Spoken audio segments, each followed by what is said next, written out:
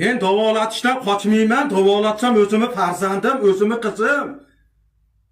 Ha bu qizingni o'zi boru qadri yo'qmi uyda? Ha qizingga sovchi bo'lib kelishganda katta va'dalar bergandi. Hamma yo'g'ini o'zim qilaman, hamma narsasini o'zim qilib qo'ydim, va qizingizni bersiz bo'ldi degan edi. Ha mehnatini qilyapti, ota-onasiga qarayapti. Ha bu ozgina dard tortib yotganda haqqi yo'qmi ozgina yotishiga? Qachon bir og'rib qolsa, bor ota-onang davolatadi. Bor ota-onang davolatadi deb jo'natishadi. Sog'lom bo'lib qolsa, olib ketishib mehnatini qildirishadi.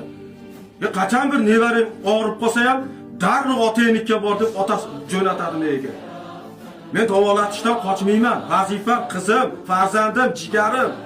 Kuyoving ham sal mas'uliyatni his qilsinmi? Buni bunaqa yezalayligini bilganimda bermasdim qizimni. Iloji yo'q endi bolalar asratanmaysan. Erkak kishini zimmasida bo'ladi, ayolini, farzandini mas'uliyati. Ha mas'uliyatni sal his qilish kerak edi. U ham sal og'rib qolsa, otasinikiga jo'nata olmasdi. Xudoyga qo'shib qo'yaman, yuraverasan Xudoy bilan.